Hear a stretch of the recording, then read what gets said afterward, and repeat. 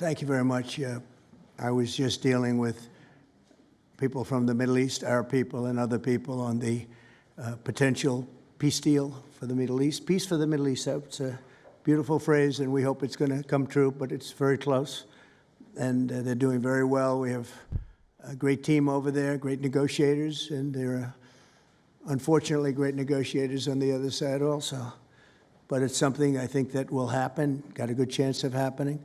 I may go there sometime toward the end of the week, maybe on Sunday, actually, and we'll see. But there's a very good chance negotiations are going along very well. We're dealing with Hamas and many of the countries. As you know, we have all of the Muslim countries are included. All of the Arab countries are included. Very rich countries and some that are not so rich, but just about everybody's included. It's never happened before. Nothing like that's happened before. And our final negotiation, as you know, is with Hamas.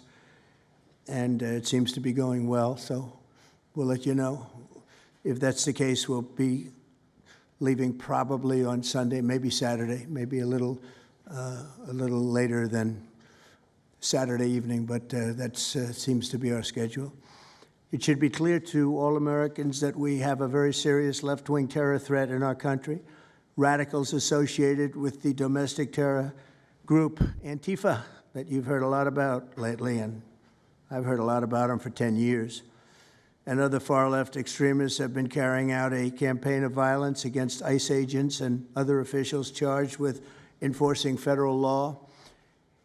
In Chicago, anarchists have surveilled at least 4 local ICE facilities and posted diagrams of the buildings online, meaning nothing but bad, accompanied by photos of specific ICE agents that they're targeting, one in particular who's a top person and a great patriot.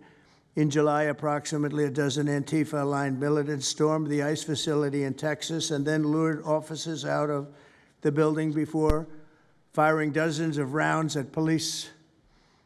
They were crazy, frankly, shooting one Texas officer in the neck. And in Portland, Oregon, Antifa thugs have repeatedly attacked our officers and laid siege to federal property in an attempt to violently stop the execution of federal law. Everything we're doing is very lawful. What they're doing is not lawful.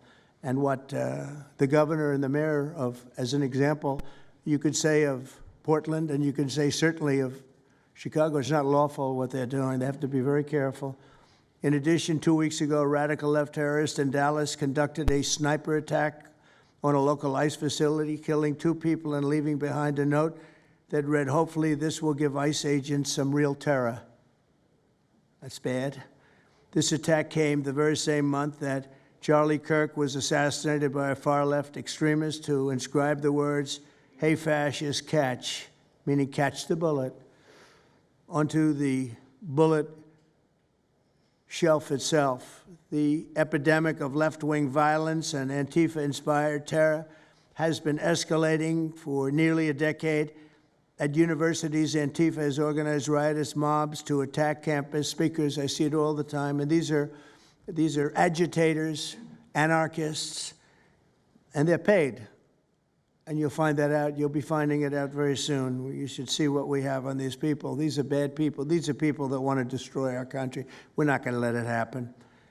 They've used armed gangs to assault local police in cities nationwide, and they've attacked journalists reporting on their crimes. So the journalists that report on their crimes, don't worry, you're very safe. I hope that's not going to turn you around, but they have been very threatening to people, but we're going to be very threatening to them, far more threatening to them than they ever were with us, and that includes the people that fund them.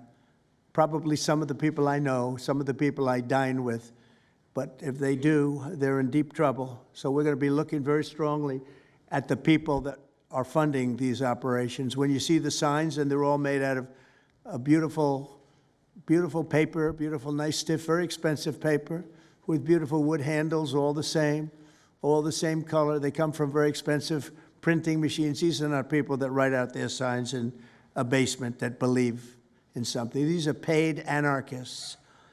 At least 3 of these courageous journalists have personally been victims of Antifa attacks. Andy Ngo has been repeatedly beaten by Antifa thugs for his work in Andy is a very serious person, too, I have to tell you. I've been watching him for a long time. Is Andy here? That's what I thought. Hello, Andy. I thought that was you. You're looking better than you do out on those streets, huh? You look much better. It's nice to have you.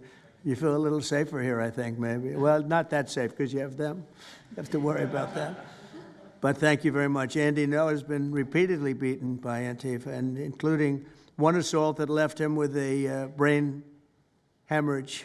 Only days ago, Nick Sortor was assaulted in Portland by a flag-burning mob, and we've made it 1-year penalty for inciting riots. We took the freedom of speech away because that's been through the courts, and the court said you have freedom of speech. But what has happened is when they burn a flag, it agitates and irritates crowds. I've never seen anything like it on both sides, and you end up with riots. So we're going on that basis. We're looking at it from not from the freedom of speech, which I always felt strongly about, but never passed the courts.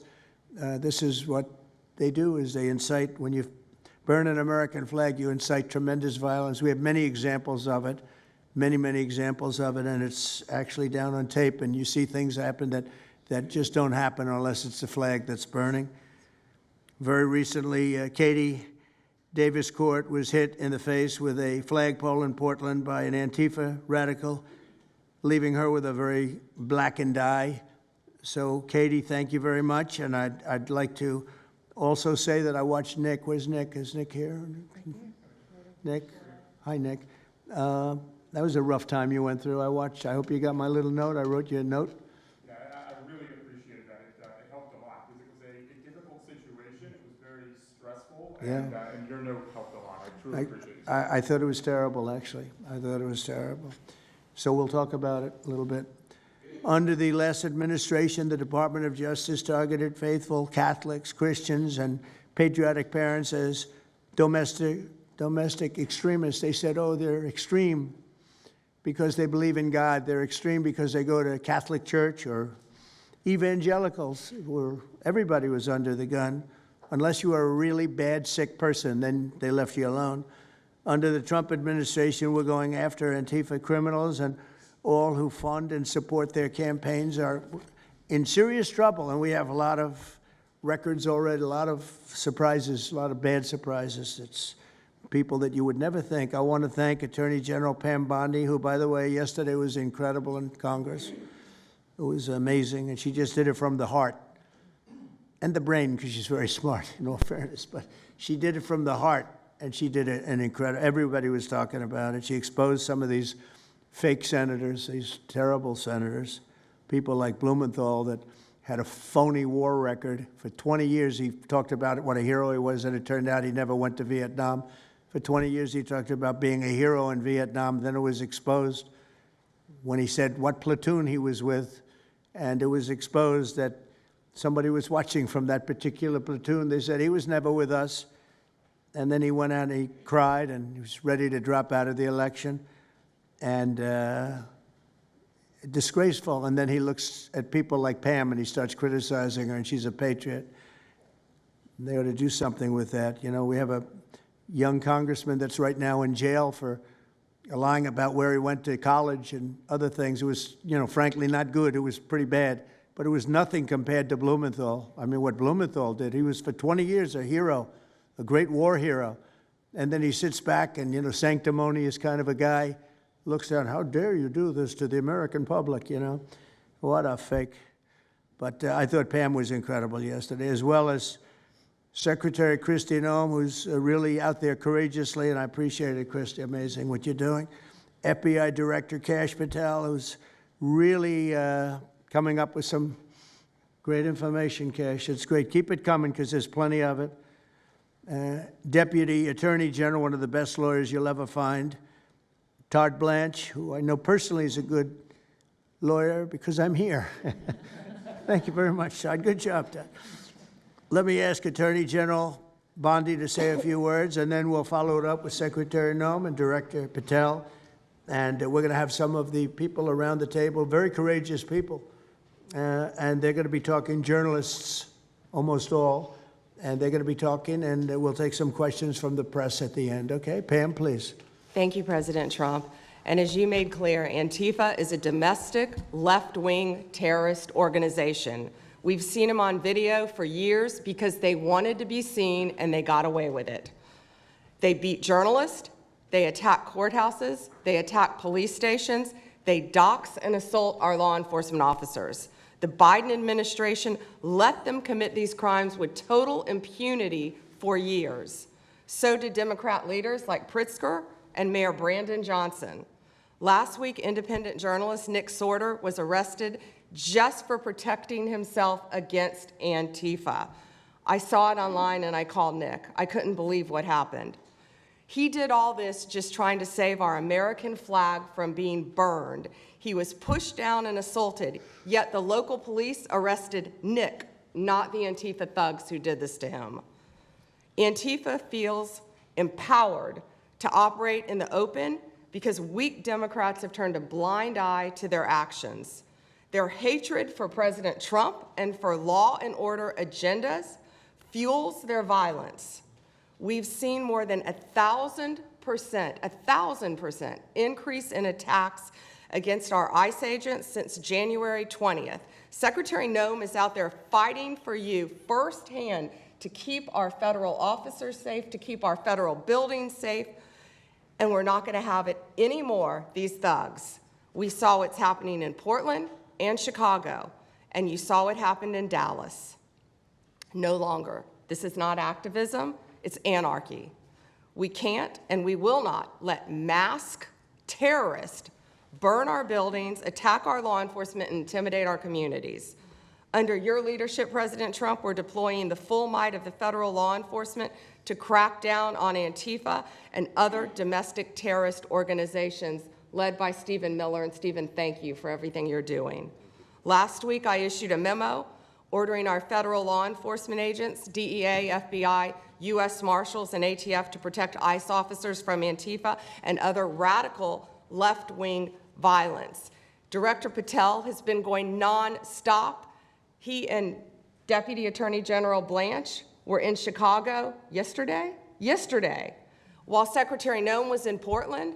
We are around this country fighting against this domestic terrorism.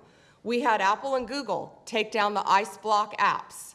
Hope they continue to comply with that. It's threatening the safety of our federal law enforcement officers. We're not going to stop at just arresting the violent criminals we can see in the streets. Fighting crime is more than just getting the bad guy off the streets. It's breaking down the organization brick by brick. Just like we did with cartels, we're going to take the same approach, President Trump, with Antifa. Destroy the entire organization from top to bottom. We're going to take them apart.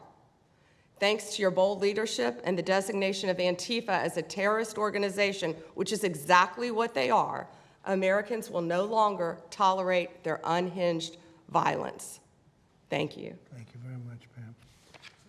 Kristi. Well, thank you, Mr. President, and thank you for hosting today and focusing on Antifa and the terrorists that they are.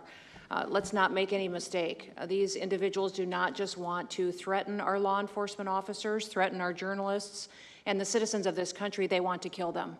Their agenda is to destroy the American people and our way of life, and this president is standing in their way.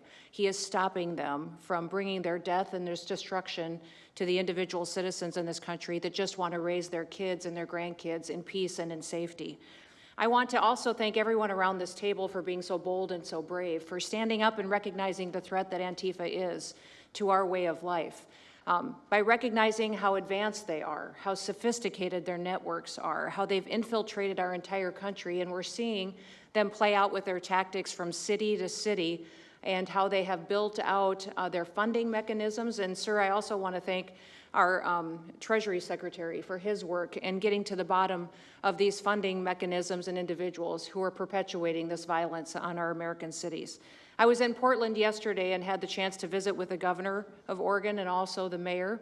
They're in town, and they are absolutely covering up the terrorism that is hitting their streets.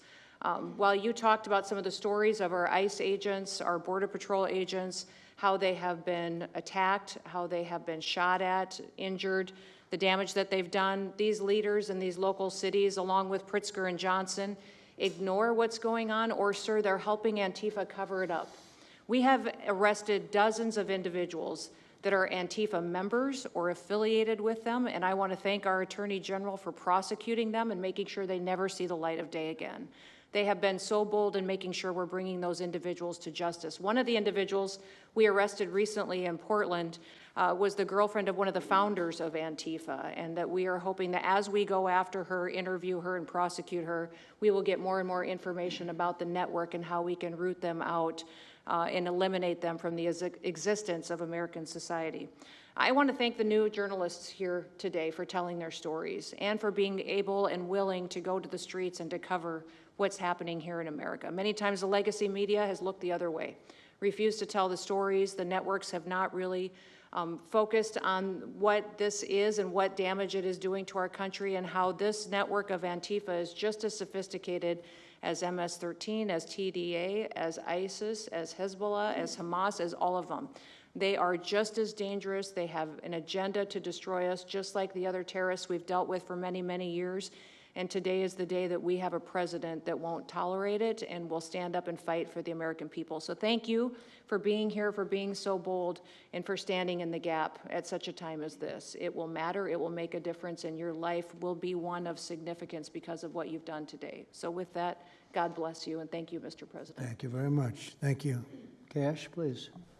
Thank you, Mr. President. Mr. President, the American people gave you a sweeping mandate in your victory in this election cycle, and they demanded safety and security for our citizens. And your administration, with your leadership, has provided us with the resources that we need, which is a whole-of-government approach to go after criminals absolutely everywhere, not just outside of this country, but within this country. And that takes a whole-of-government approach. The interagency seated up here with the Department of Homeland Security, our Attorney General, our Deputy Attorney General, and your White House staffers, and including Stephen Miller's leadership, has allowed us to go out there and map out these networks. What we are doing at the FBI is simple. It does not require rocket science. We are following the money.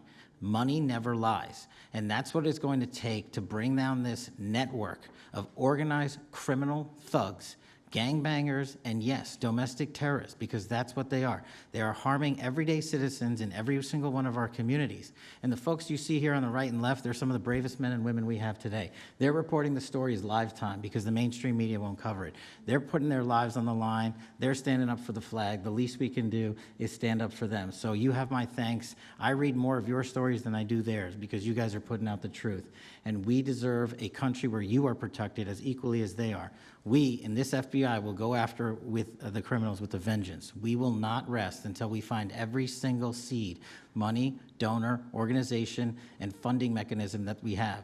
And I want to echo the Secretary's comments on Scott Bessent, who's allowing us to map out these networks through their financial criminal activities, which has been going on for decades. And I would like to remind the American public, they built this disease temple of corruption over decades. And in 8 short months, Mr. President, you have crippled their foundation because of your leadership here, because of the interagency, because of people like Deputy Attorney General Blanche, and because of Attorney General Pam Bondi's fearless leadership to go after criminals wherever they are. They will not be able to hide. They were able to hide and conspire with prior administrations, and we are exposing their corruption from within. And we will go to every single city in this country under Operation Summer Heat and the other operations we are doing at the FBI to bring these criminals to justice. We will arrest every single one of them from whatever perch you sit in, private or public, no matter how your goal or your ambition is. It will be crushed by the Constitution because the American people deserve law and order, and that's what we're going to give you. Thank you very much, Kash. Great job. Maybe we'll start over here. Would any of you like to say something? Feel free. You can say it in front of a fine group of people, also journalists and reporters. You want to start? Sure. Go ahead. Absolutely. President Trump, members of the cabinet, really appreciate you guys bringing this together. And the fact that we are here today on such short notice shows how serious you guys are taking this issue of trans terrorists and frankly, the cities and police departments that are cooperating with Antifa, such as Portland. I mean, the Portland politicians are literally willing to sacrifice their own citizens just to appease these Antifa terrorists. It's sickening. I've seen it firsthand, obviously. When I went to jail that night, never expected it to happen. I thought that they were maybe removing me for my own safety. It never crossed my mind that I was the one that was being arrested for a crime after I was just thrown into a hole. I heard from the Department of Homeland Security after I had gotten out of jail, and one of your, I won't say exactly who it was, but somebody very close to Secretary Noem over here, said that they were legitimately worried for my safety in the Portland jail. But luckily, the Portland jail was, I was the only one there, essentially, because they don't actually arrest people in Portland, besides conservative journalists, I guess. So, look, I'm glad that it was not a good night for me. Let's just say that. It was not fun sitting in that jail, but I'm glad to see what has come of it. And I've been able to talk to a bunch of FBI agents, ATF agents, DHS agents that I didn't even know existed until I went there and went to that ICE facility. And the morale is at an all-time high. It is so exciting to see these guys know now that they have the backing of the Secretary, the DOJ, as well as the President of the United States, and they are there to do their job. They are going to fulfill this mission and deport these violent criminals. I believe one of the ones that I did a ride-along with Secretary Noem yesterday, President Trump, and there was a pedophile that had come into the country 5 times over the past 7 years. 7 years, and apparently under the Biden regime, that was just allowed to happen. That was fine, no problem. It's concerning to me that you're seeing the Portland Police Department, as well as the governor of Oregon, and the mayor, of course, coming out and running defense for pedophiles that have entered the country illegally 5 times. It's crazy. I'm glad it's taking a front row seat in the media. And, they're being forced to talk about it in reality because, we're the ones that were on the ground. We're the ones that are actually reporting what's going on. Much of the legacy media has been either ignoring it or covering for Antifa for years now. So thank you guys so much for taking this seriously. And President Trump, you mentioned that flag. So remember, you put out a truth right after That's right. I saw that. took this flag from that man that was burning it in the street. I saw it. Do you know who he is? Oh yeah, I know exactly who it is. So why don't you give it to Pam? Give it to the Attorney General, and let's start prosecutions. Yeah, I actually have a second flag that he tried to burn as well. So I have 2 of them from the same guy. Well, you also saw what happened when that flag started burning. Everyone went crazy. And that's when it started, when they started burning the flag. So thank you. If you could give the information, it would be great. Absolutely. And at least that horrible night made you famous. You got He was something already out of it. I got a text from the President of the United States, so I appreciate that. And President Trump, after that happened to Nick, I called Harmeet Dillon, and we opened a pattern and practice investigation into the Portland police, very publicly, as to how they let this happen. Thank you, sir. Mr. President, Brandy Cruz, you're going to hear us be very fired up today, and you can tell, and it's because some of us have been covering Antifa for 15 years and have never had anyone in a position of authority even acknowledge their existence. And I'll also tell you that I think that had you not done, the single most powerful thing you've done to deal with this scourge has been acknowledging that Antifa is a real thing. I genuinely believe there would be people at these tables who would be dead today and would have been killed in Portland had you not called them a terror organization and said we're going to bring the full weight of the federal government to bear. I talked to Katie Daviscourt in Portland the other day. She'd been assaulted all summer. And she said the same thing, that it seems quick to violence as soon as you made that designation. So they're thinking in their heads, they're worried. There's been 24 or so arrested in Portland. They don't want to go to federal prison. There's this video of them, one of them who was in the face of an ICE agent, and then he's in custody shaking. Once you take the mask off, they're nothing. Right. And I was told by probably a dozen people not to tell you this. I'm going to tell it to you anyway, because it's relevant to what we're talking about. I'm living proof that you can recover from TDS. I had strong Trump derangement syndrome for probably 8 years. This is one of the reasons I recovered from it. And by the way, it's much better to not have TDS. I'm happier, I'm healthier. more successful. I even think I got a little more attractive after I got rid of my Trump derangement syndrome. Yes. You know, I'm a reporter in Seattle, and frankly, I could not care any less what any of you have to say about this meeting. Could not care any less. We're not here for you. I'm not here to convince any of you that Antifa is a real thing, because if you have not come to that conclusion by now, you are never going to come to that conclusion because you don't want to see it. And you're going to go and you're going to say it's a bunch of right-wing conservative influencers who are here spinning a tale. I was one of you. I was a mainstream reporter in Seattle for 10 years. I was a TV reporter on the streets doing my job, and I was still assaulted by Antifa. So it's not about being conservative. It's about people who go there and show what they're doing. And when I saw, after all those years, that the media wouldn't be honest about what was happening, that Democratic politicians wouldn't be honest about what was happening, I thought, well, gosh, if they're not being honest about that, maybe they're not being honest about President Trump either. And it opened my mind to just looking at things for what they were. And now I find you quite funny, actually. Now it's like I said, I'm much happier about it. But you know, for me, again, I could not care any less the stories that they go to print. This is what I care about. We have 3.5 years. Nothing is guaranteed, although I think if Democrats keep it up, we'll probably have Republican presidents for the next 3 decades. But nothing is guaranteed, and so what I want to see over the next 3.5 years is a full court press to dismantle Antifa once and for all in a meaningful way. I know, Andy, we talked before this about some ideas. That's really what we want to, I don't care what the media says, I don't care what Democrats say. They will never wake up to this fact. So we want the federal government to take as many of these cases as possible, look at the interstate travel between Portland and Seattle when it comes to these people who are committing violent acts, and hopefully in 3.5 years, they will be a shell of their former selves. Very close to that, and it's Antifa and many others, Yes. unfortunately. There are many others, bad ones. Most have been named terrorist organizations. There are a couple that we're going to, but I think we've got it pretty well covered. But there are many others, but very specifically today it's Antifa, and it's really bad, and we're going to get it cleaned up. Andy, do you have something? Thank you very much. I'm glad you no longer have TDS. I feel very good about that. Fully recovered. Thank you.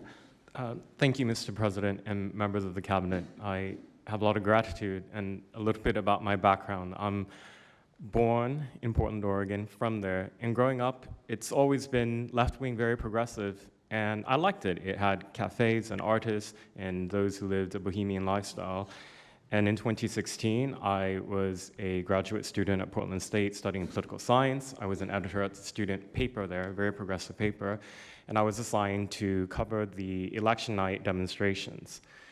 Well, the elections night protests turned to riots, 3 days of violent rioting in Portland, and it was the first time that I saw groups dressed in black with their faces covered. This was 4 years before COVID.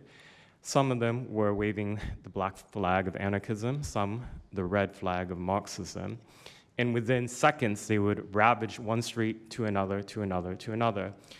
And the next day, I would read the legacy media, which I still read at that time and looked forward to, and I looked up to those journalists. And I was really shocked to see that the narrative was that these, in my view, anti-democratic political violence was legitimate acts of protest because people were concerned about racism or all these other lies. And so for the next 4 years, I just continued going out with my video camera. I thought, look, people can ignore what I write because of spin, but videos can quite speak for themselves.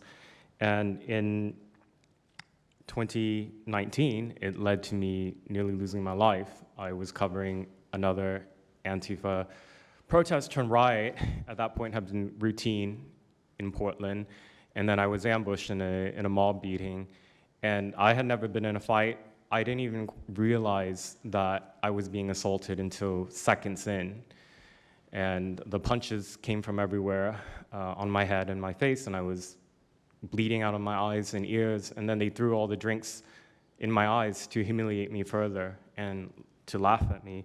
And I was rushed to the hospital in an ambulance and CT scan, and I had subarachnoid hemorrhage, which is bleeding in the brain, and nearly died.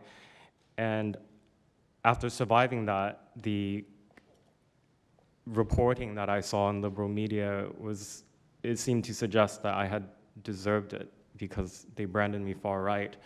And some even went so far as to suggest that I maybe faked my injuries. A BuzzFeed reporter asked for my medical records, which I did provide, but this felt so, it's like because I didn't die in that attack, there was another round of people who wanted to finish me off. But I continued, and then 2020, Portland was really the epicenter of the longest political violence. Those months of riots, I was on the ground, undercover, and there was an assassination there. There was a supporter of Donald Trump named Aaron Danielson who was shot dead by a self-described Antifa member who then fled out of state and died in a shootout with US Marshals. In 2021, I returned undercover, naively thinking that enough time had passed, and was chased through the streets of downtown and beaten, nearly choked out. The person who was trying to choke me out held me so tightly that I had the blood, the vessels in my eyes burst.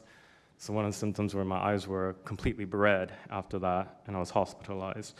So thank you so much for acknowledging Antifa and for directing your administration to treat them as domestic terrorists. It's going to be really challenging because how they organize is that they are decentralized, autonomous, and they operate on deception. And we're still to this day told that they don't exist, that it's a figment of our imagination. I think the DOJ could look at federal conspiracy charges. The state of California and San Diego County last year broke up an Antifa cell in San Diego.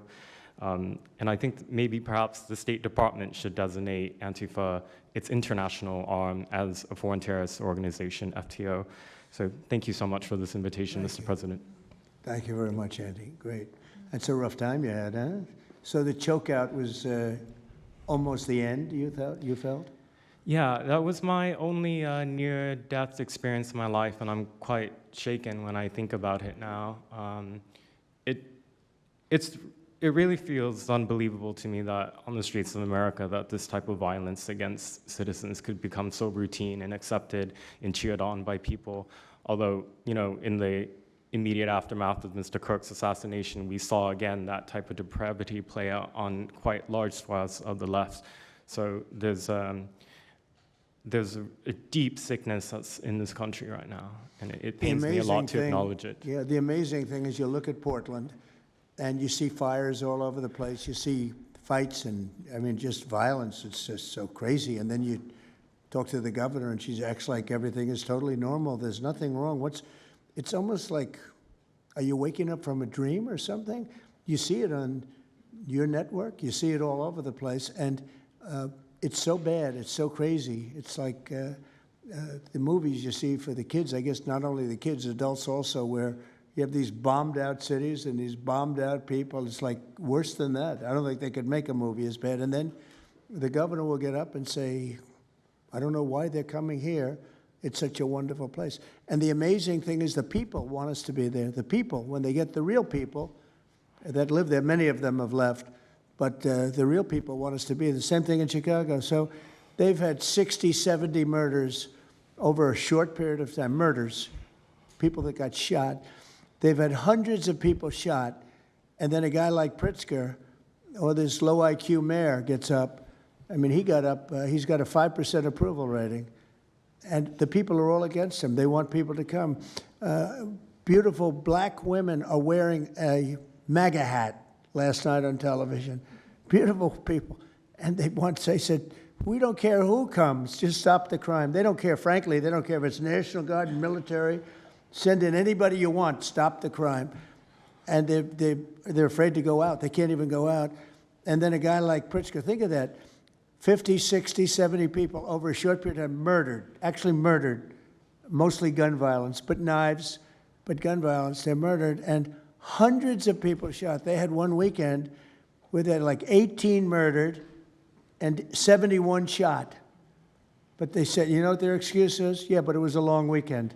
In other words, it was a long weekend, so that was okay. And then Pritzker gets up and he says, like, I don't know what they're talking about. We don't have crime here. They're crazy. I think actually they're petrified. You know, their families live there, everything else. I actually think they're scared. Pritzker was a failure in his family. They threw him out of the family business. Guy's a loser. But you know what? They actually, I believe they're scared. They're actually frightened for their lives. Jack, please say a few words. Mr. President, thank you so much for having us here today and holding this roundtable. Antifa is real. Antifa has been around in various iterations for almost 100 years in some instances, going back to the Weimar Republic in Germany. And it's now been just under 1 month since we saw a far leftist murder Charlie Kirk, and we saw thousands upon thousands of people, other far leftists and people in positions of authority, people like nurses and pilots and doctors and HR departments, celebrating the death and the murder of Charlie Kirk. This sickness that's out there is absolutely real. And Mr. President, thank you for mentioning the fact that one of the bullet casings read, "Hey fascist, catch" on it. One of the other bullet casings right next to that had Bella Ciao written on it. Now, Bella Ciao is a song that is known in Antifa circles as the international anthem of Antifa. And all of us around this room that have studied Antifa, we're very familiar with these symbols. And Mr. President, I think the situation is getting worse. When you look at people like Luigi Maggioni in his 20s, Thomas Matthew Crooks, of course, who took a shot at you, sir, the ICE shooter in Dallas, and now this Tyler Robinson, we're starting to see a pattern of more and more murderous violence. And this same violence is not just random. It is targeted assassinations, which are getting worse. And every single one of us in this room that goes out there, and obviously you as well, sir, and all the staff, we are now under that threat every single day. And working there at Turning Point USA, and I've spent just about the last month out there in Phoenix with Erica, with the family, with the team. And I will tell you this, Mr. President, even though going through something like that, which is an absolute nightmare, and people say, you know, what was it like to speak in front of all those people? It was horrible. Every second of it was horrible. But we're not going to quit. And Turning Point USA is continuing the tour that Charlie was on. We had 6,000 people when we went back to Utah. We had 5,000 people last night in Montana, if you can believe that. We are continuing to organize on campus. We are getting more and more people coming out in the face of this threat, knowing what happened to Charlie. But Mr. President, we need to do something about this, because I fear that the next one who could be killed could be sitting at this table right now. And we're not going to stop, but they need to stop, and they will not stop until they are stopped. Thank you.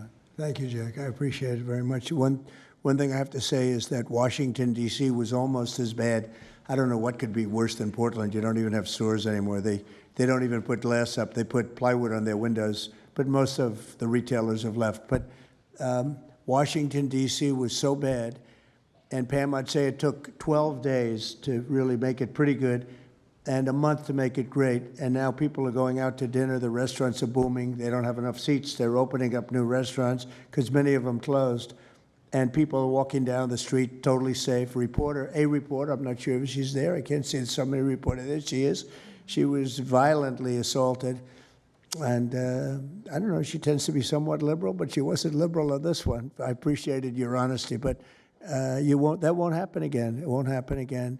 You're lucky you're alive, frankly, with what happened. I know exactly what took place. So Washington, D.C., our capital, we thought we'd start there appropriately, and it's safe, and people are so happy. They're so happy.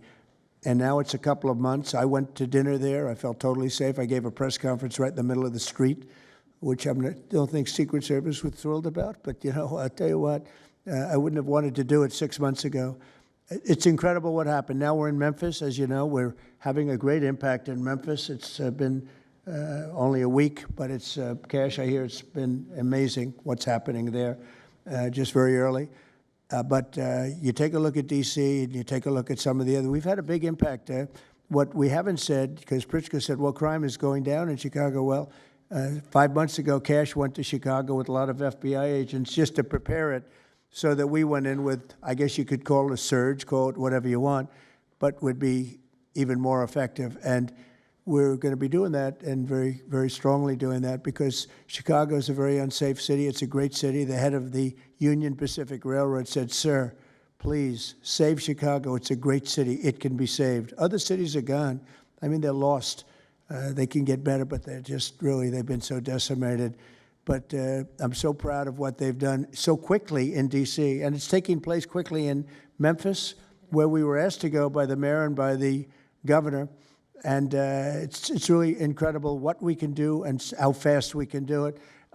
Let's go for two more. Would you like to go? And then Katie, you'll go, okay? Please. Yeah, thank you, Mr. President, for having us here. And not to sound like a broken record, but it needs to be said that Antifa is real. Yeah. It's real. It's a threat. I just saw them last weekend over in Portland while they're causing mayhem over there. And the reason why they're such a big problem is because we have Democrats and a lot of people in the mainstream media refusing to acknowledge that they even exist, right? So how can we as a country begin to address it when you have large swaths of these people who are supposedly decision makers and people who are supposed to inform, they don't want to say that it exists. Because the common argument is like, well, they're not a real organization because there's no national leadership, they don't have a national headquarters, so how can law enforcement go after a group that doesn't exist like that? Well, law enforcement goes after criminal groups that organize to rob banks or do smash and grabs. They don't have a registered LLC, they don't have official membership cards, they don't have a business address, but law enforcement still goes after them because they're working as a group. These people don't just show up, randomly at the same time to do the same thing, dressed in a very similar fashion, espousing the same ideology. And they say, well, it's an ideology. It's like, well, yes, it's an ideology because there's people alive, present, that believe in it, and they're acting on it. And so I've been very well aware of what Antifa's been doing. I was very busy during the riots in 2020. That was probably my most exposure to them prior to this year. I've been at the ICE facility at Broadview. I'm originally from the Chicagoland area, unfortunately, but that's where I grew up around. Like I said, I was in Portland. I was covering the riots in Los Angeles as well. And probably one of the most disturbing parts about that is, in addition to Antifa being present, they were tagging the streets with CJNG, which is Cartel Jalisco Nueva Generación, which is a cartel. So you have these people who are working basically in concert with other terrorist groups to say that we're here, we're present, and we're gonna attack federal agents and people who are gonna expose what we do. And so, to be clear, political violence, sustained political violence that we're seeing in this country is not a both sides issue. I was, I was at Charlie Kirk's memorial in Glendale recently. Conservative gathering, totally peaceful. It was the most peaceful gathering that I've been at. Every other time that I've been covering violence in the streets, just this year, just this year, it's always been from left-wing people, radical left-wing people. And it's not even just Antifa anymore. The shooting that happened in, the defensive shooting that happened in the Chicago area, that wasn't someone dressed in black bloc. That was just somebody that had taken upon themselves to go out and try to interfere and ram federal vehicles. So people are becoming more and more radicalized, and it was to be expected, unfortunately. And the reason why we're in this position today is because after I was done covering the riots, I was at the border from the San Diego sector all the way down to the Rio Grande Valley sector, covering the border crisis month after month. And we all knew the solution to that. We all knew why it was happening. It's because, well, it's racist to have a border. It's like, well, actually, it's not, but okay. And so it required you to come back into office and to fix the problem, but it's no longer just a border issue. It's a nationwide issue, and that's one of the reasons why you got elected back into office, because thankfully the American people said we're not going to deal with it anymore. But unfortunately, there's a lot of people, as we've seen, who are willing to take to the streets to do violence. And that's a scary thing, because typically when I was in 2020, I was covering Minneapolis, Los Angeles, Portland, Seattle. I was over in Chaz, and that was to be expected. But now, because the issue of immigration, illegal immigration, is so widespread, riots can happen anywhere. Attacks can happen anywhere.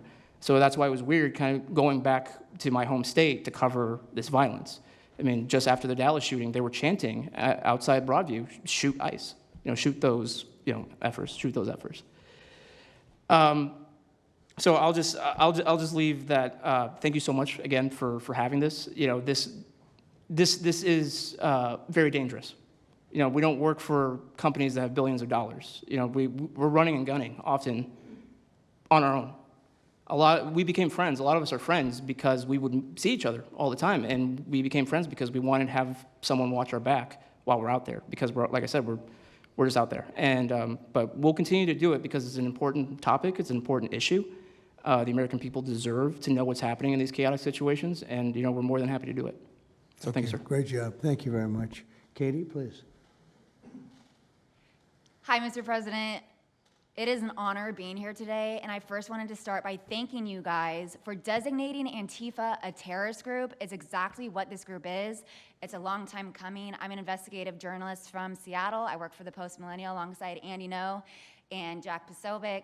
I have been infiltrating Antifa cells in Seattle and Portland for the past decade. I know their inner workings, and Antifa uses extreme political violence to crush the civil rights of their political enemies and believes that violence is justified by any means necessary. But today, I want to focus on what is happening in Portland at the ICE facility. I've been covering this for the past 4 months, and this is a call out to corporate media who has completely ignored this story or has falsely reported on it. This is nothing short other than a sustained attack on the United States, which is being supported by Democratic elected officials. The Portland Police Bureau has completely abandoned several blocks outside the ICE facility, giving away their jurisdiction to a terrorist group who has spent the past 4 months harassing, assaulting, and intimidating anyone they perceive to be against their cause. Not only have federal agents been relentlessly assaulted for more than 100 consecutive days, black-clad anarchist militants concealing their identities behind black facial coverings have been assaulting reporters just for trying to cover their crimes. Today, I am sitting here with a black eye and a concussion after being violently hit in the face with a metal pole while reporting outside the ICE facility just this past week. After the attack, I immediately went to three Portland police officers who refused to detain the suspect. I took the time to chase down the suspect in the streets, had her held for 35 minutes. I was waiting for Portland police to come, and they never came. Then that's what opened my eyes to what this group is actually doing. I watched 20 Antifa militants help my assault suspect escape into an Antifa safe house that is 1 block away from the ICE facility. And this safe house is where Antifa-affiliated protesters are conducting paramilitary operations. It's where they're arresting, they're showering, they're eating to continue this occupation. I have staked out this safe house and have observed shift changes. This group is highly organized. It is being funded through mutual aid groups, and they have no plans of stopping. Residents living across the ICE facility have been held hostage by Antifa. They're begging for federal intervention. The city refuses to help, and they want you, President Trump, to come in and restore law and order. I want to stress the importance of taking this situation seriously because when I first started reporting on this occupation, I went undercover in Black Bloc. I talked to these Antifa militants. I lasted for about a month. They believe that ICE agents are the Nazi Gestapo who need to be killed. They told me that directly, and I think that if this situation is not taken as seriously as it is, it's just a matter of time before someone gets killed. And thank you for having me. Thank you, Katie. That's pretty incredible. The only question nobody can answer is why. Why are they doing this? They're like insurrectionists. They're terrible people. But you really wonder why. Why are they doing it? What are they gaining other than they're obviously paid? They're paid a lot of money. Go ahead, please. Mr. President, if I can answer that question, the reason why they're doing it is because the same media that's sitting in this room with us has declared all of us at this table Nazis and fascists, and they've been doing this for years. This is why Antifa feels emboldened to attack us. Now, almost every single person at this table has been threatened with a steel bat. We've been assaulted, we've been harassed, we've been threatened, and that is in huge part due to the media. So my message right now is for you guys. Because 2 years ago, back in 2020, by the way, I was censored for my reporting on Antifa here in Washington, D.C. You were talking about how safe it is. Now, Mr. President, it wasn't so safe back then. Back in 2020, I watched as a father was being mobbed and surrounded by Antifa members as his terrified, crying children looked on and the police here did nothing. I watched as a woman had her hair violently ripped out of her skull simply for waving an American flag on the streets of Washington, D.C. And by the way, if you guys try to go and find any of this footage, you won't find any of it because Twitter deleted all of it because our president shared my reporting and they deleted my entire account immediately after. So now, if you want to know what happened in 2020, all you're going to see is the media headlines that said that it was fiery but mostly peaceful. Thanks for that one, CNN. The reality is that it was an extremely violent period of time, and for the last 10 years, Antifa has been wreaking havoc on law-abiding and innocent American citizens, and it needs to end.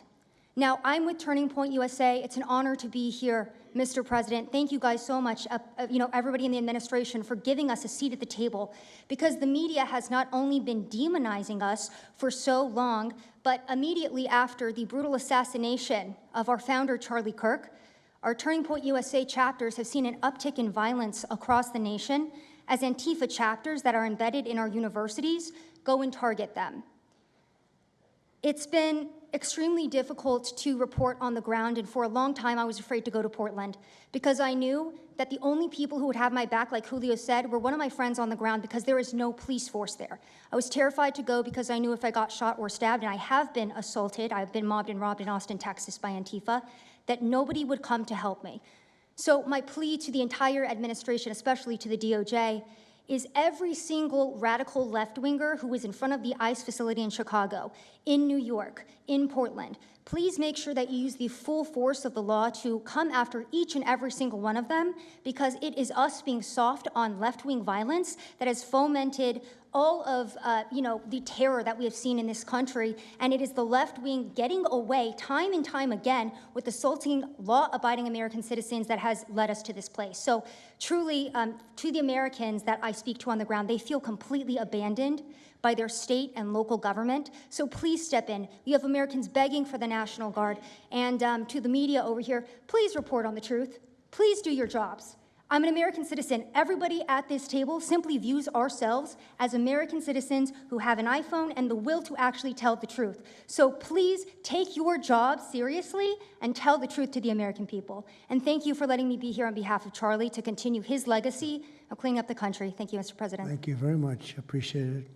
Wow, you feel very strongly, I can see. I'm mad. I got beat up so many times, Mr. President. My friends have gotten beaten up, and I want to cry right now from happiness because we have been completely ignored for so long. For almost 10 years, we've been getting assaulted on the streets. I have watched children cry as their parents have been attacked on the streets. That should not be happening at our nation's capital. So please, again, the DOJ, please utilize the full force and go after each and every single one of these people. Fantastic. Thank you very much. Great job. Impassioned. That's important because you should feel like that. Please, go ahead.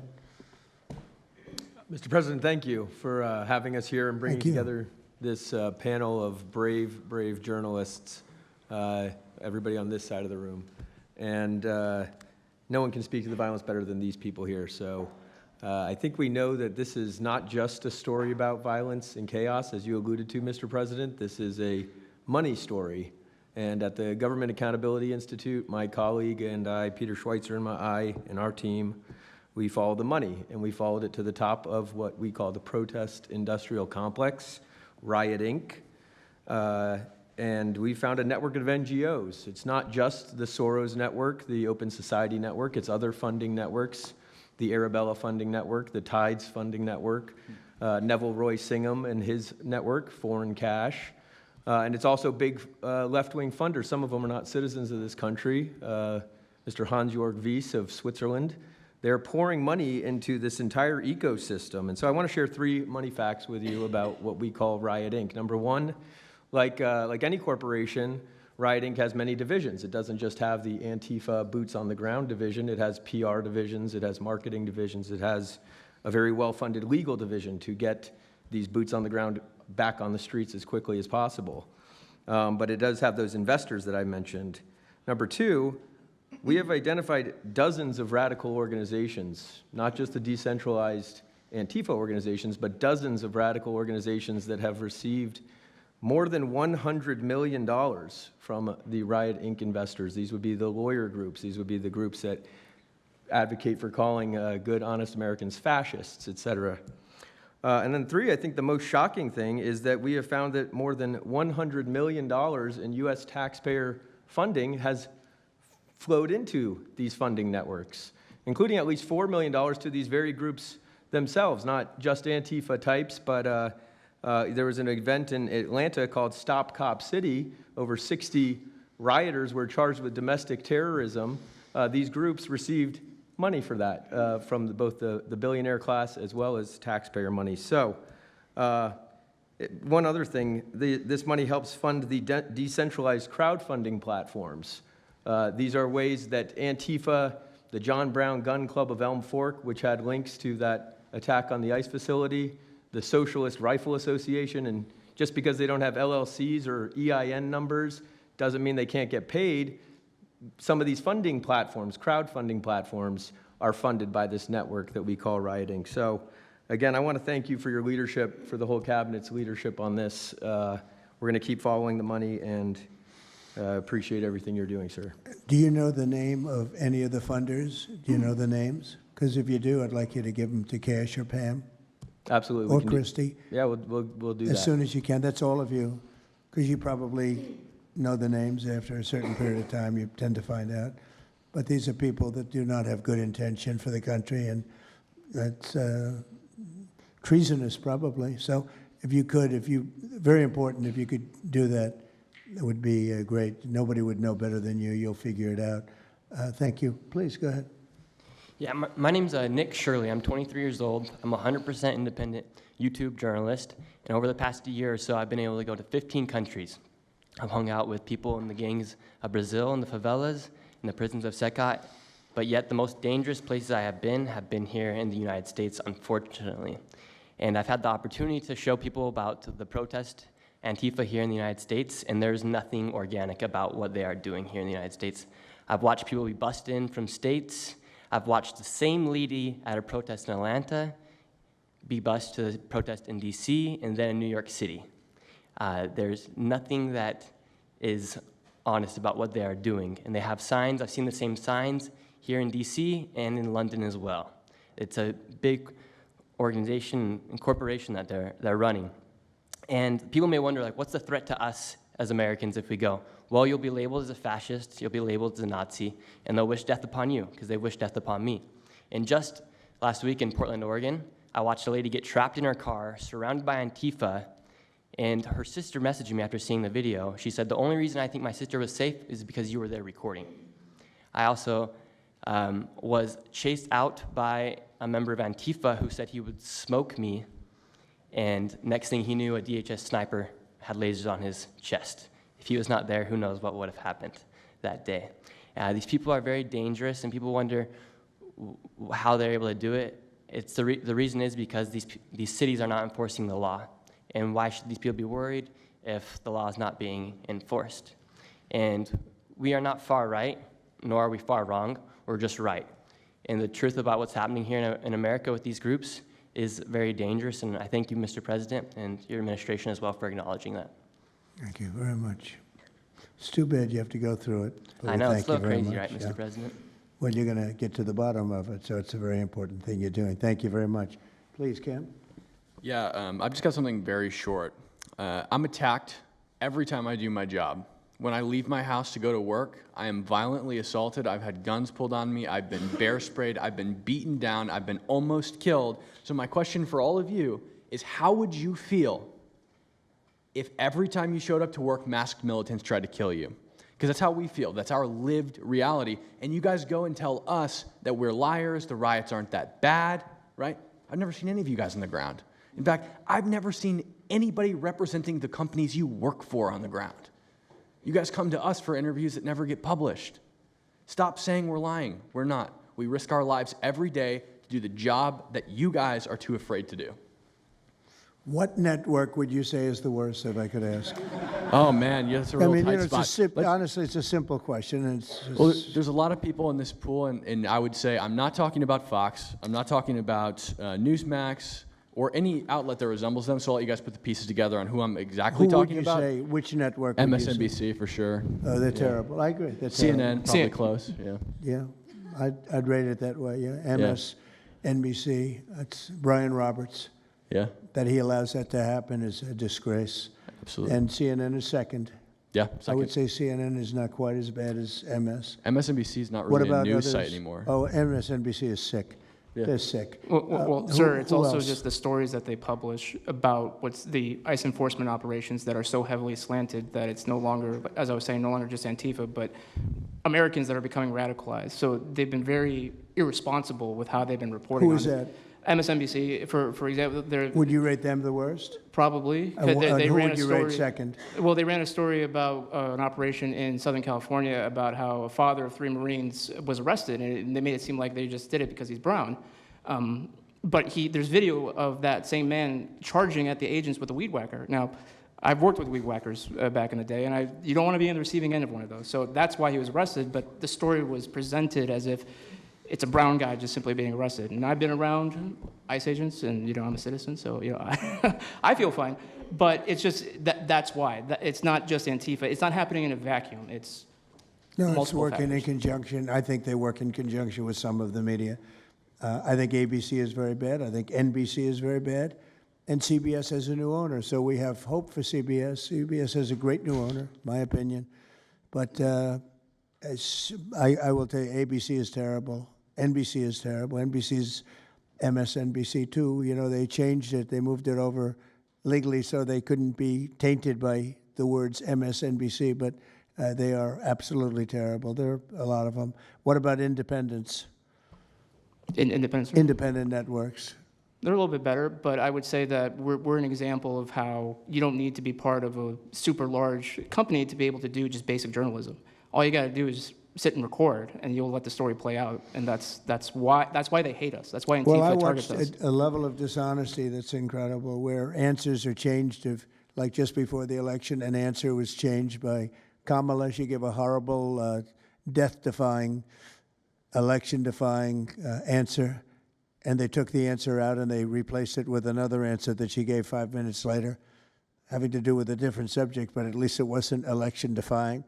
No, the level of dishonesty with the media is incredible, whether it's on Antifa or many of the other groups. You're talking about Antifa, and I know that's close to your heart because that's the one that's most affecting you, but there are others that are as bad or almost as bad as Antifa, having to do with different people, different sections of the world, but it's terrible. We're not going to let it go on in this country. We're not going to let it go on.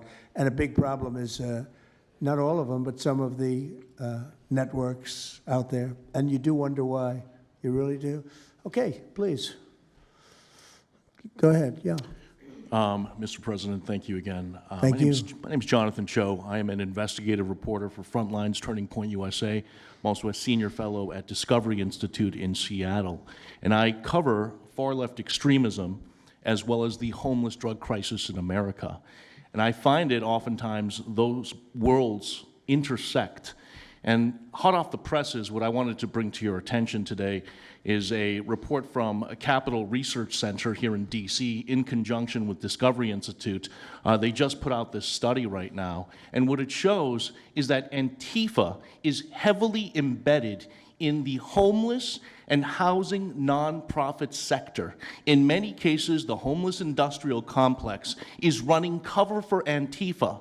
Antifa is benefiting from American tax dollars, and they're essentially being used as the muscle. Let me give you an example. There's a group called Stop the Sweeps in many U.S. cities right now. They get in front of encampment sweeps. What they're doing quietly is they're bringing in Antifa militants to manufacture a crisis to make the police look bad. Another group right now that is behind Antifa and working with Antifa very closely, based on the research that we have right now that we're going to give to you and your team, are the Democratic Socialists of America, also known as DSA. Again, these far-left progressive groups tend to be aligning themselves with Antifa. So finally, in closing, what I wanted to thank you again, Mr. President, is that a few months ago, earlier this year, you put out an executive order on homelessness and the drug addiction crisis in America, and that's sent the entire homeless industrial complex on the run. You have absolutely moved the needle and changed the game. But what's also come out, again, is that there is a connection, a deeply embedded connection with the homeless housing nonprofit game in America, connected to Antifa and the far-left activists. And finally, I just wanted to say that all of our resources at Turning Point USA and Discovery Institute are at your disposal, and we will continue, again, to carry on the legacy of Charlie Kirk. He would have wanted us to pursue and chase this story. Well, he was a good friend of mine, as you know, and he helped us get elected. Us, it really is us. It's even some of them, but not too many of them, not enough of them. And did you notice when we mentioned CNN and MSDNC, the cameras went off. 2 of the cameras immediately went off, but they're not going to cover it anyway. The problem we have is that this is a very important meeting, but you'll see very little press about it. These are major statements being made by major people, including the people right here, and you're not going to see too much about it. They don't like to cover this kind of thing. So it's very dishonest what's going on there. I think the press is a big factor. Please, go ahead. Thank you, James. Mr. President, thank you so much for having us all here to bring attention to this matter. You know, you did mention MSDNC, CNN, a handful of those other outlets that have been lying about, I mean, various things, but especially what ICE, the brave men and women over at ICE have been doing. I was talking to Antifa members in Portland the other day, and you know, a lot of these people genuinely believe, they buy these lies, and they genuinely believe that they're fighting against literal Nazis and not brave men and women that are putting their lives on the line to basically, you know, enforce basic immigration law, right? That everyone seemed to agree with up until maybe a few years ago, a handful of years ago. So once again, thank you so much for having me. My name is James Klug. While my primary job is traveling around the country, having conversations with Americans about various political topics and issues, you know, I have had a lot of run-ins with Antifa over the last 5 years. And I do think that Antifa is a primary reason why many conservatives are afraid to go out and protest and make their voices heard and maybe bring friends and family to a demonstration and exercise their First Amendment right, because they are literally deathly afraid. And I talk to these people all the time. They're afraid of militants showing up in black bloc and hurting them and their families. And, you know, I've personally witnessed Antifa assaulting hundreds of police officers. I've witnessed them firebombing police departments and federal property. I've witnessed them making death threats against federal agents, police officers, journalists. I think I've witnessed every single person here, maybe not personally, but I've seen them get, you know, hunted down and attacked. And so, you know, this is a group that is responsible for a good percentage, if not a majority, of the violent riots in 2021 and 2020 when Democrat mayors had a kind of a hands-off approach with these left-wing militants. Just as a quick reminder for everybody, we're talking about dozens of murders that happened in those riots. We're talking about billions of dollars of damage to property and communities all over the country. We're talking about thousands of officer injuries. So this isn't just like some little thing that they're, you know, oh, they punch a journalist here and there. No, they're responsible for a lot of damage and a lot of people that have, you know, unfortunately died and basically suppressing people's voices, you know. And so what I did want to talk about is to get this footage, almost every single person in the room here, to get this footage, you have to go undercover because you are at risk of being beaten or worse. You have to go undercover. You have to film low-key to capture them committing crimes. This is stuff that the mainstream media was not doing and has not been doing. They'll show when Antifa is maybe, it's a little bit more peaceful, and they'll show when it's more mellow, but they'll remove the cameras when things get violent and it's actually dangerous to be here. And I have personally witnessed legacy media vans showing up at a riot 300 yards away, getting out of the vehicle, filming for 30 seconds, saying something like, you know, fiery but mostly peaceful, packing up, and to add insult to injury, you have Democrat politicians that are saying, it's just an idea, right? That's all this is, so it's just an idea. After all of this chaos, it's just an idea. Well, that idea has threatened to kill me and many of my friends that are here today. So, Mr. President, thank you so much for bringing this to the forefront, and it's definitely making a big change. Really appreciate you. One question, so why is it there are numerous groups? I mean, Antifa is terrible, but you have other groups that I guess probably are almost as bad or just as bad. Not one other group was mentioned. I'm sort of surprised at that. You just come into contact with Antifa? It seems to be that you mostly come into contact with Antifa, please. There's a lot of overlap, and I would say that, for instance, Jonathan brought up the Democratic Socialists of America. They're basically the same thing. I mean, there's a lot of Democratic Socialists of America who are out there in black bloc, hiding their faces. And so I think we use, and I do understand, for the record, I do understand the challenge, as Andy pointed out, with Antifa as a graspable entity. I do. But at the end of the day, when you look at behavior, you prosecute behavior, right? We're not prosecuting ideas or ideology, you're prosecuting behavior. So whether you can prove that this amorphous thing is Antifa or someone has a patch that says Antifa, it doesn't matter. Did they assault someone? Did they assault a federal agent? Were they engaged in rioting? What is it? And so they're always using that, oh, well, they don't call themselves Antifa, even though some of them literally do. It's called Rose City Antifa. How long has it been around in Portland, Andy? Since 2007. They call themselves Antifa. In Seattle, I was outside the federal building, and they were yelling, "There's no police here, this is Antifa land." And then at the same time, Democrats, like our governor, oh, Antifa is an idea. But yeah, I think Antifa can overlap with a lot of other entities and organizations. Okay, very good. Thank you. President Trump, I just wanted to add this real quick, because you were asking which mainstream media outlet is the worst. What I think, it's any of them that decided to call Kilmar Abrego Garcia Maryland Dad. Because when I'm out there on the street talking to these people, they call Maryland Dad is this human, he's actually a human trafficking MS-13 gang member that's illegally in the country. But the amount of people on the street that I spoke with that thought that he was a U.S. citizen that was being deported to Uganda is dangerous. These people genuinely believe, based on what comes out of the garbage standing over here, that you guys are deporting U.S. citizens.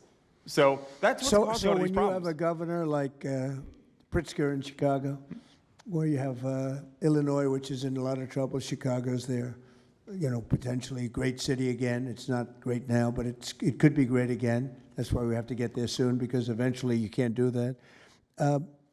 What makes a man like that say that things are wonderful? Why doesn't he say, we love that President Trump is going to come and help us clean up Chicago and make it safe again, as opposed to fighting us and pretending that there weren't 50 murders and 200 shootings and all of that? Why is that? Go ahead, Nick. To spite you. To spite the administration. That's simply what it's about at this point. Because, if you go and talk to some of these citizens, like, I'll use Portland as an example again, because I've been there for so long now. You talk to the neighbors that live in the apartments next door to the ICE facility. There are veterans with PTSD that live there, and they're here all night long, screaming, fireworks being lit off by these rioters, children crying because they, can't sleep at night and they're scared of all the noise outside, and they can't leave. They can't. They got a lease. You can't just leave. These people aren't wealthy individuals, and that's one of the major problems here. And these people are afraid to come out and speak out. And they're getting no help from their government at all. They've been begging for the noise ordinance to be enforced outside of their apartment complex for months now, and the city of Portland has ignored them every single time.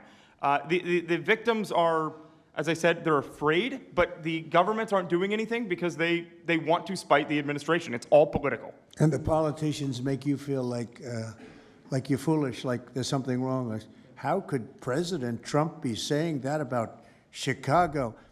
And yet the night before you see that, 11 people were shot, 5 people died, and you have him talking about like it's a wonderful situation. They make you feel guilty. And a lot of people don't get over that. They just don't get over it. I think they convince the people. Do wealthy people leave too or not? Places like Portland, are the wealthy people leaving? People that can leave, are they leaving? I think that they're moving to the areas that have been gentrified. I mean, the Oregon governor, when she was saying, we don't need Trump here, she's walking around, it's a very tight shot, if you notice that. And she said, Portland's just fine, look at me. And they'll focus on the couple areas of Portland that are very nice. Well, she was saying that, and there were explosions in the background. Yeah. I mean, there was a reason they cropped it in. Explosions in the background. Sir, Anybody have anything else to say over here?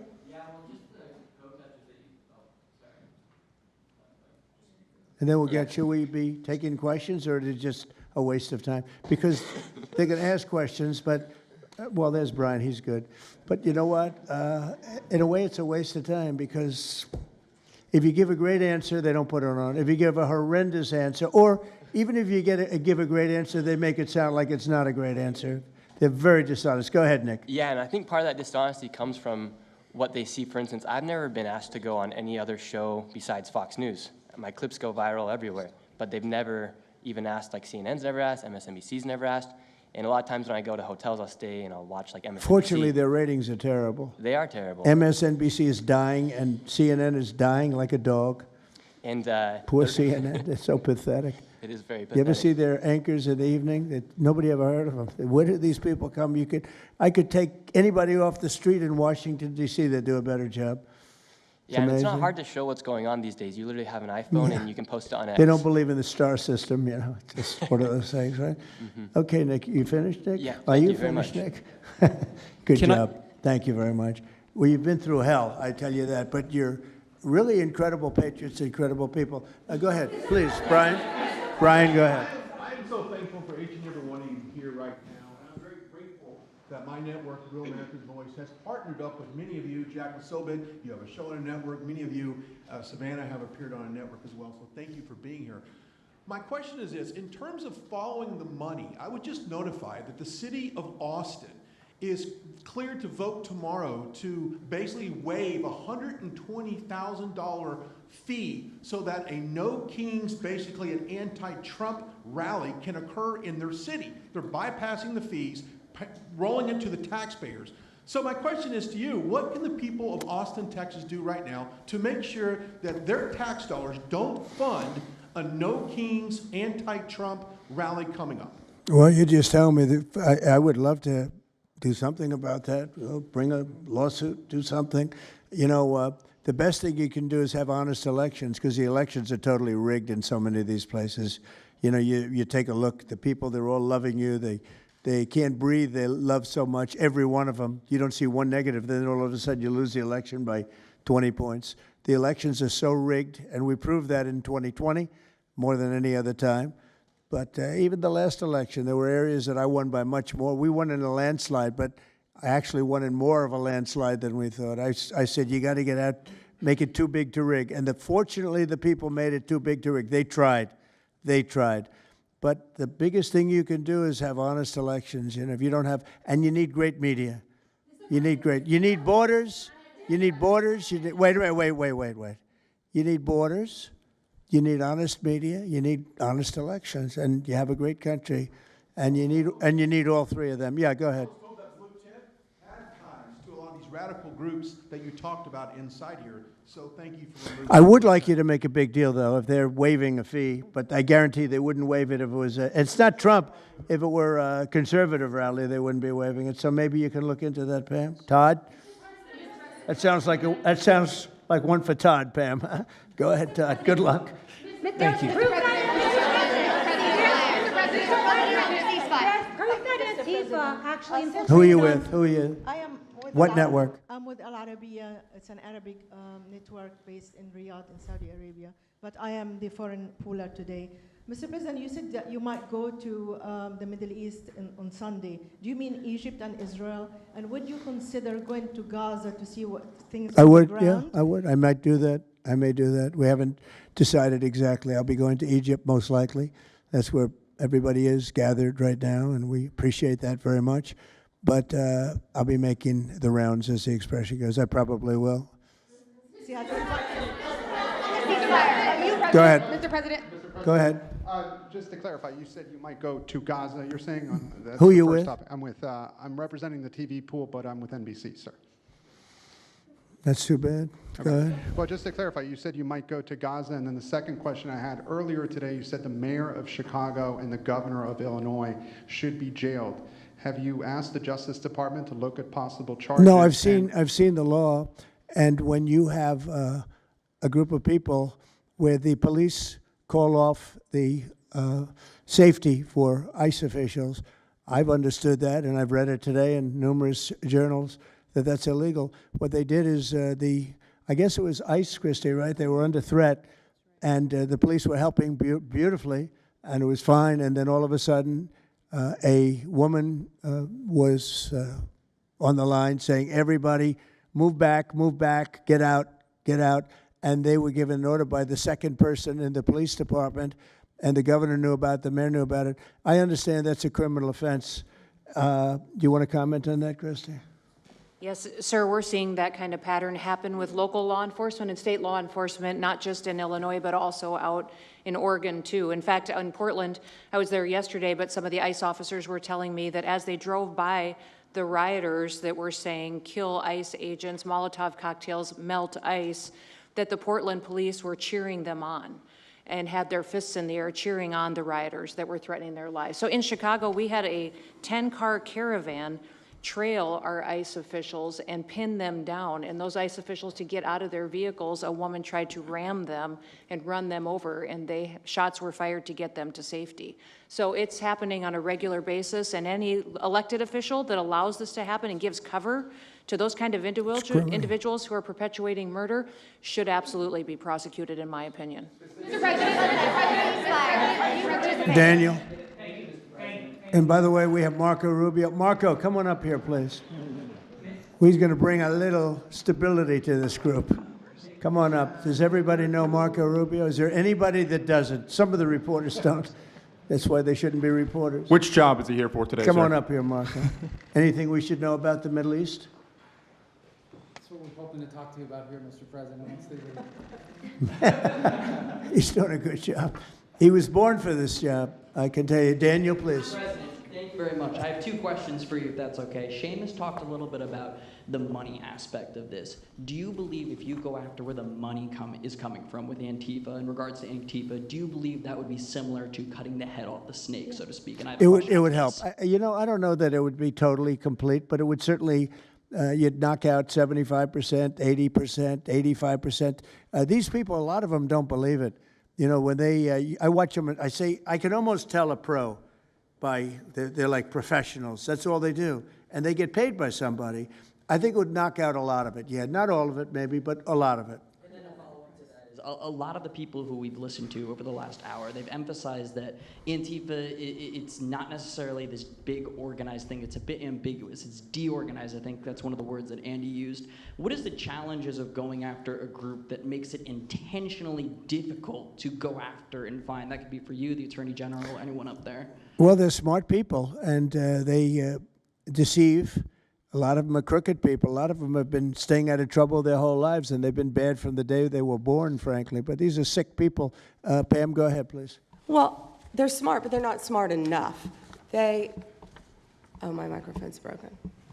They're smart, but they're not smart enough. They have been covered by these liberal cities for so many years. And that's why we're all working with Treasury, with all these different departments, to find the criminal conspiracy. Okay. I'm just giving. I was just given a note by the Secretary of State saying that we're very close to a deal in the Middle East, and they're going to need me pretty quickly. So I will take a couple of more questions. Please. Thank you, sir. I also have two questions for you, if I may. Have you given any more thought to possibly suspending habeas corpus to not only deal with these insurrectionists across the nation, but also to continue rapidly deporting illegal aliens? Yeah, it's suspending who? Habeas corpus, sir. Oh, I don't know. I'd rather leave that to Kristi. What do you think? No, sir, I haven't been a part of any discussions on that. All right, go ahead. In the ceasefire This is negotiations. CNN speaking, by the way. So, Are you this is personally one of the worst reporters that you'll ever see. I don't even want to take a question. It's a waste of time. Go ahead. Mr. President, how will you decide which workers get back pay and which workers do not? Well, we're going to see. Most of them are going to get back pay, and we're going to try and make sure of that. But some of them are being hurt very badly by the Democrats, and they therefore won't qualify.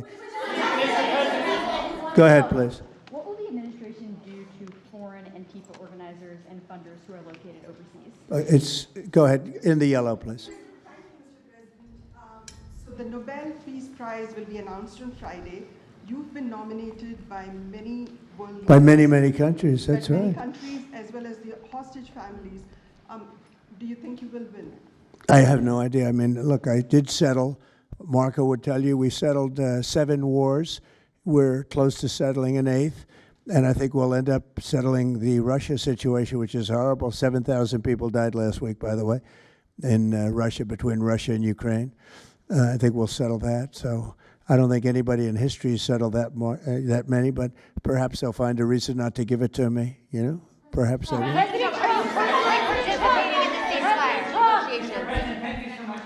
Thank you. Going to the shutdown quickly, what is your position on the extension of health care subsidies, which is what Democrats are asking for? All I want to do is very simple. I want to get the country open, and then we're going to discuss that.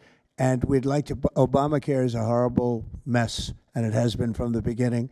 We want to make it better, stronger, even if it costs more money, we want to make it better. The Democrats want to make it worse. The Democrats want to approve health care for illegals coming into our country, many of them coming in from prisons and mental institutions and drug dealers. They want to give them health care. We don't want that for our people because that's going to destroy the health care that we already have.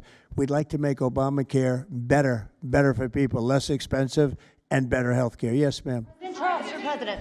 I'm wondering if you've been briefed on the organization and funding of Antifa, and if so, what have you learned? I have been, and they have pretty good knowledge, but they're going to have a very good knowledge. And I really ask these very brave patriots that we're surrounded with today to let us know, because I think you probably have some pretty good ideas. And even if you're not sure, let us know and we'll figure it out, okay? If you could do that.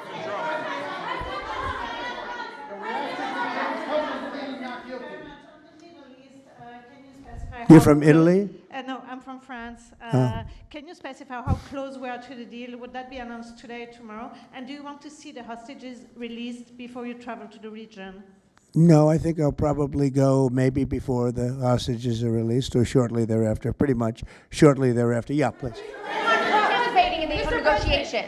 Go ahead. Who are you with? Who are you with? The Center Square. I had the honor of asking you originally if you would designate Antifa a terror organization.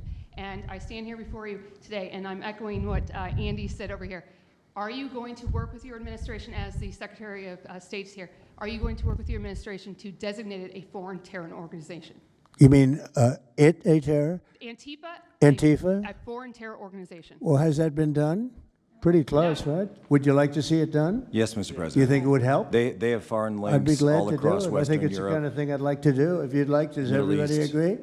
If you agree, I agree. Let's get it done, okay? Let's get it done. Marco, we'll take care of it. Mr. President. That's international, you mean? Yes. International. Yes, President. Sounds good to me. Foreign terror organization. Steve, are you okay with it? Yes, it's true. There are extensive foreign ties, and I think that would be a very valid step to take. Good, I think so too. Yes. Good, I think it's a good point. Thank you. President, are you planning on personally participating in this?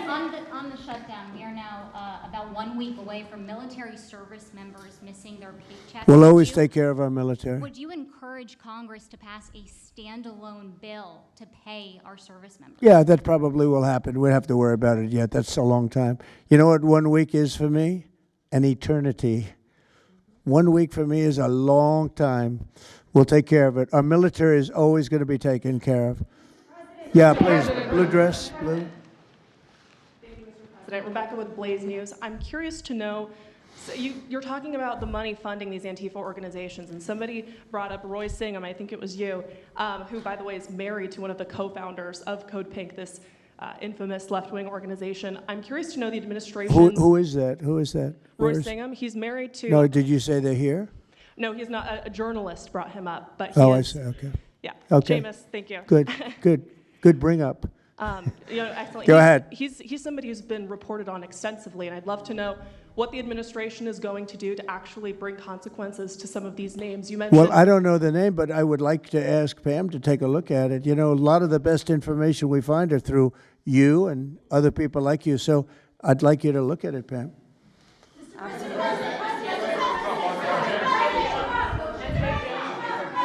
In the back, please. compelling proof that Antifa did infiltrate on January 6th, dressed up like Trump supporters and incited violence.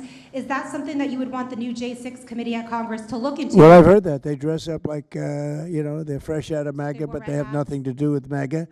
And they make trouble and they try and blame it. And yeah, we know some of that, and we will be acting on some of that. We've seen it. So I think you could stay a little longer, but the problem is, although you have some very honest journalists in here, you also have some largely dishonest journalists like MSDNC and CNN. I think they're very dishonest, unbelievably. It's like a waste of time even talking to them.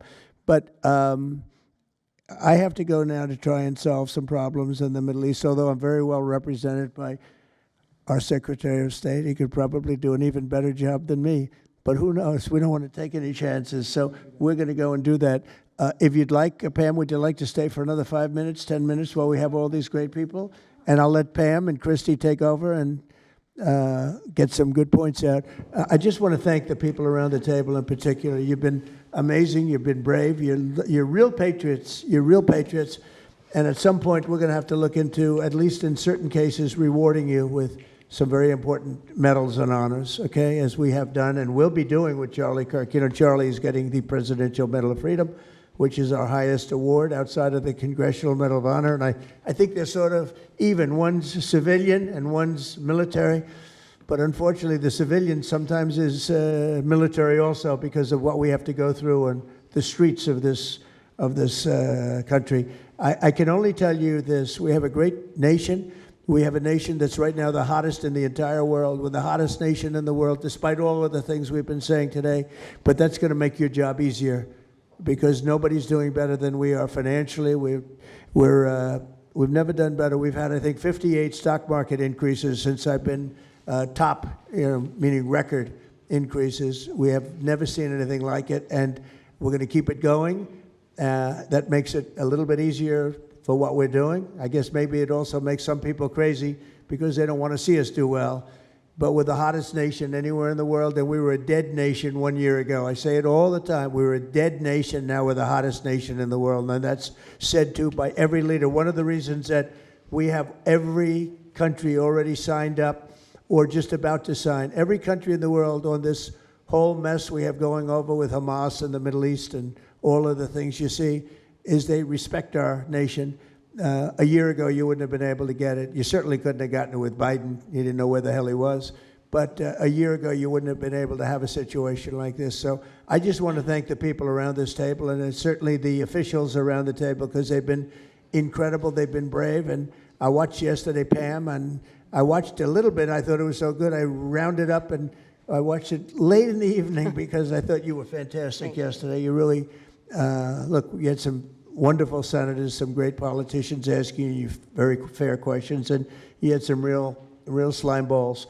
But I thought you were amazing, so thank you very much. And Kristi, thanks for the great job. Kash, thanks for the great job. Always my man back down there. He's the silent type, but he's a hell of a lawyer. Thank you all. We're going to get peace in the Middle East. That's what we want to do. Thank you very much, everybody.